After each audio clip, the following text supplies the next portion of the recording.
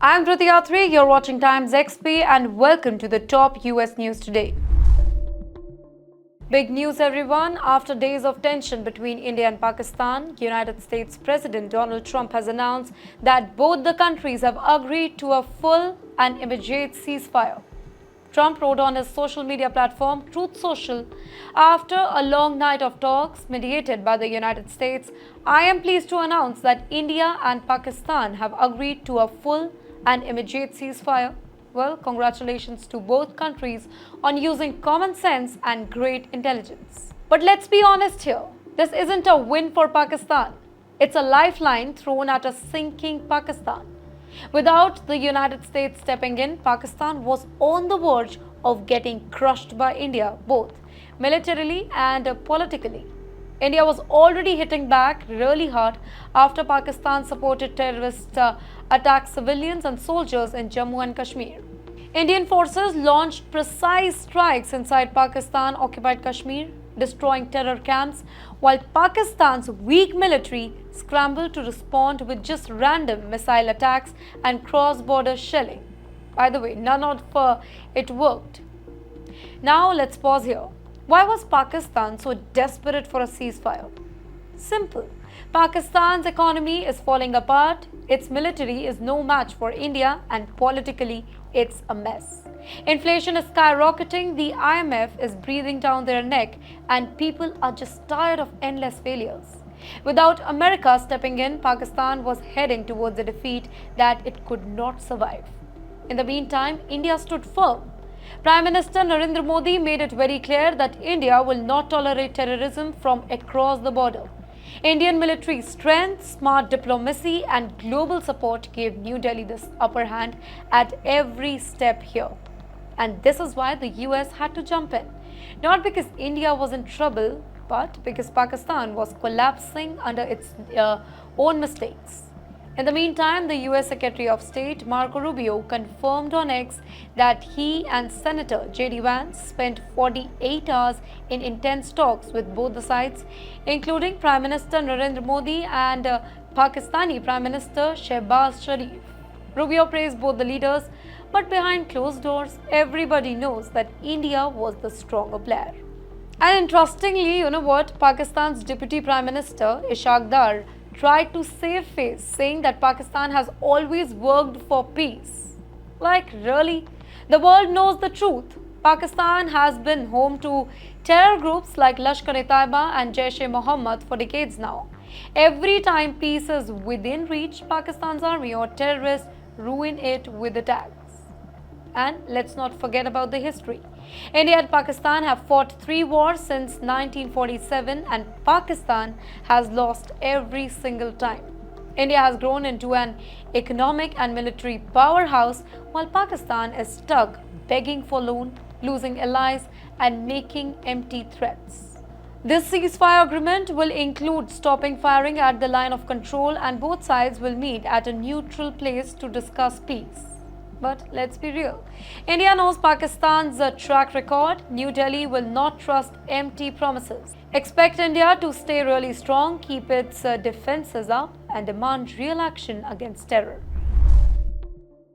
Big news is coming out of Brampton, Canada, where police have arrested 3 Indian origin men involved in shocking extortion attempt against a local businessman. The suspects, Harpal Singh, aged 34 years, Rajnoor Singh, 20 years old, and Eknoor Singh, 22 years old, were arrested on May 1st, as we reported before, just a day after they fired gunshot inside an empty business property. Their plan was to scare the owner and later on demand money. Thankfully, nobody was inside that particular building at that point of time, but the incident has left the South Asian community really shaken. What's more troubling is that this isn't just one-off crime. Police say that this is part of a larger wave of extortion attempts targeting South Asian businesses, specifically the owners. Well, and that too, there is a very specific area where it's happening, which is Greater Toronto Area in Canada. Since December 2023, police have arrested over 60 similar cases. Out of these, 9 involved gunfire at empty shops or restaurants, and more than 150 criminal charges have been filed so far. These type of crimes are mostly targeting very hardworking South Asian families running restaurants, shops, trucking businesses and other small enterprises, people who came to Canada for a better life and they are now living in constant fear. Local business owners are really scared and frustrated right now. One restaurant owner named Priya Sharma told reporters that every morning when she opens her restaurant, she wonders if this will be the day then somebody walks in with a gun. Many in the community are demanding stronger action for both police and the government, saying that this crime wave must stop immediately. In the meantime, the Peel police responded very quickly and seriously. There are surveillance footage, tactical teams, and tips from the community itself to track down and arrest 3 suspects. Deputy Police Chief Mark Andrews praised the investigation team further, saying that they are urging every tool that they have to hold these criminals accountable. He also promised that no honest business owner should have to live in constant fear simply for doing their job. An American YouTuber, Drew Brinsky, has found himself in the middle of chaos, stuck inside Pakistan at the worst possible time. As tension between India and Pakistan exploded after Pakistan-backed terrorists attacked Pahalgam, India, Drew's simple travel plans turned into a nightmare. Drew, who was planning to fly home to the United States from Islamabad, Pakistan, is now stranded because Pakistan has shut down its airports and closed its airspace. Why? Because of its own mistakes. Because Pakistan can't handle the fact that India has had enough and decided to teach them a lesson. In a video Drew posted on Instagram, he showed crowds of people protesting in northern Pakistan, near Pakistan-occupied Kashmir. With a worried face, Drew said that it's pretty crazy to be here right now. I've been getting thousands of messages. Thank you all, I'm safe, but it's a crazy feeling to be stuck when all the borders are closed. You know what's shocking part here is?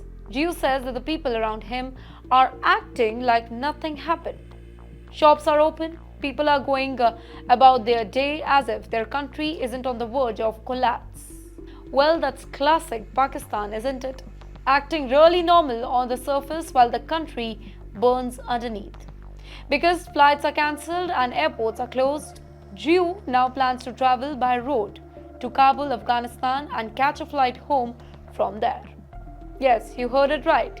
This poor American has to escape through Afghanistan because Pakistan is so messed up. Let me tell you why this all is happening in simple terms. Pakistan-based terrorist group attacked Pahalgam, Jammu and Kashmir, India, killing innocent 26 people. India, tired of Pakistan's endless terror games, launched Operation Sindoor, a very powerful strike against 24 missiles in 25 minutes to smash 9 terror camps in Pakistan and POK. Pakistan, as usual, couldn't accept the defeat and tried to hit back with drones and missiles, attacking 15 Indian cities. But here's the punchline. India's military crushed those attacks and shot down their drones like toys. Humiliated, Pakistan threw a tantrum and closed its airspace, even using civilian planes as shields to hide its drone attacks. So, as a result, 32 airports in India are shut for civilian flights till May 15 for safety, while Pakistan has gone into full panic mode, locking down its skies. Drew, like many travelers, is caught in the middle of this mess. And that's all thanks to Pakistan's recklessness. Let's not sugarcoat it. Pakistan is a global embarrassment. Instead of focusing on building its economy or helping its starving people, it pours money into terrorism, poking India again and again. And when India finally hits back, Pakistan plays the victim card, hoping the world will feel sorry for it. Newsflash, Pakistan, the world is tired of your drama. Drew's situation is a perfect example of how Pakistan's poor leadership is not just dangerous for India, but also for the foreigners who are trapped inside the borders. Instead of protecting tourists, Pakistan is busy picking fight that it cannot win. On the other hand, India has shown strength, skills and determination. When Pakistan crossed the line, India didn't just sit and wait. It took action, wiped out terror hubs, and protected its own people. That's it for today. Thank you for watching.